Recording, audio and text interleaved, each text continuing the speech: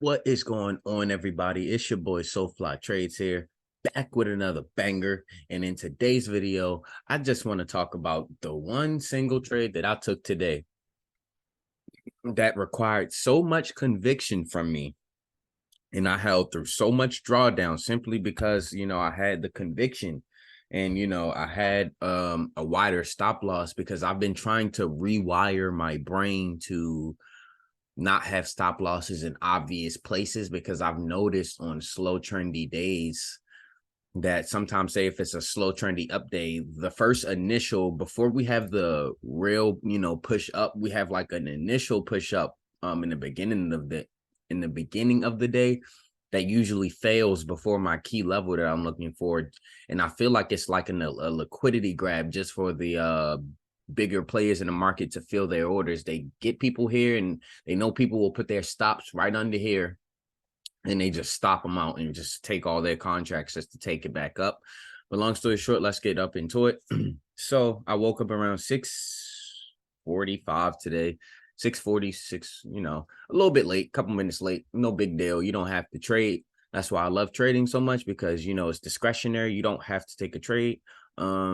But I seen this price action here around, what is it, 650? I seen this break above VWAP after we were riding it down and we had a nice push down. I also want to mention how I took pre-market high and lows. Let's do this really quick. I just want to show you guys. I took the pre-market high, pre-market initial lows right here to draw my fibs. Well, it's actually right here, the lowest low to draw my fibs, and it gave me 434 and 435. 50% fib and my 61% fib. So what I was looking for, because like I said, this is how I get in a trade. I have to find my entry and I need to find my exits. So at this point in time, I had my exits and I bought in at this break of structure of this consolidation. And that's when I initially had bought in right as we ticked above. I bought in right here, kind of pushed back down, but I was adding in as we were, pushing back down because buyers were present. And also, give me 1 second. Yeah, because buyers were present here. But I knew since we had like a slow, steady consolidation at market open for a couple of minutes that whatever side we break out of, we might continue in that way, even if it's slowly, usually that's how things happen, but obviously the market is nothing but variance and you cannot control anything in the market. So I could have still been wrong.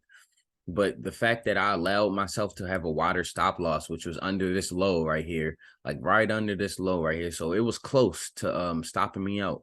But once we trailed up, I was thinking about trimming contracts. I'm not gonna lie. I was thinking about trimming contracts. I had about 7 contracts at this point in time.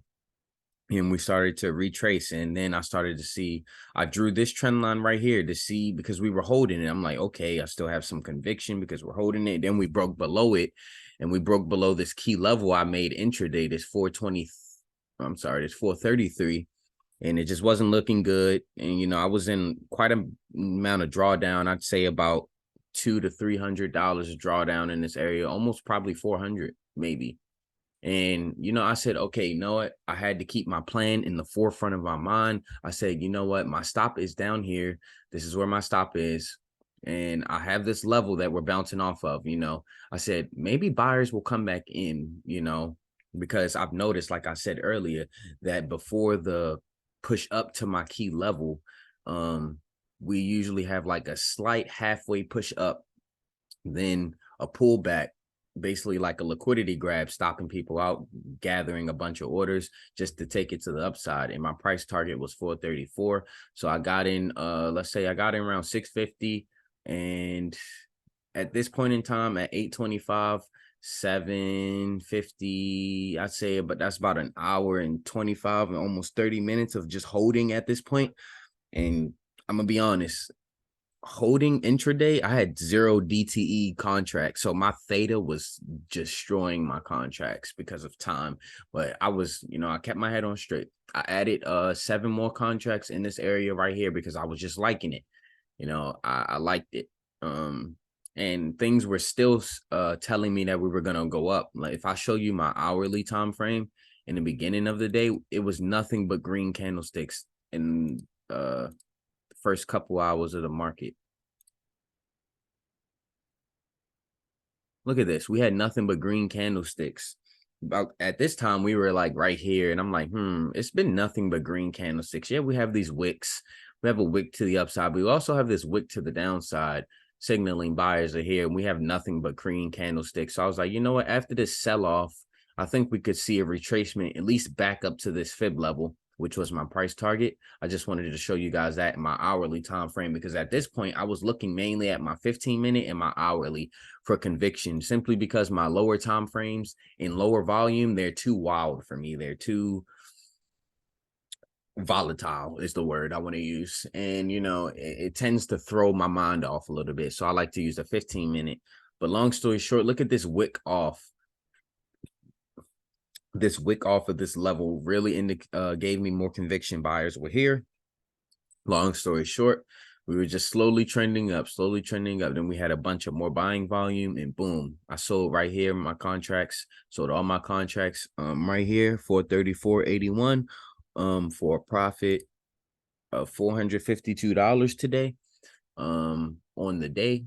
So that's really good, I'm just so thankful. I just thank God that, over time, the more you trade, the more conviction you will have in your trades.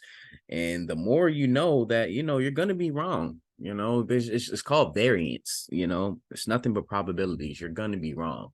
So you have to be able to take every trade that you plan for with the same amount of conviction and with the same risk management, basically.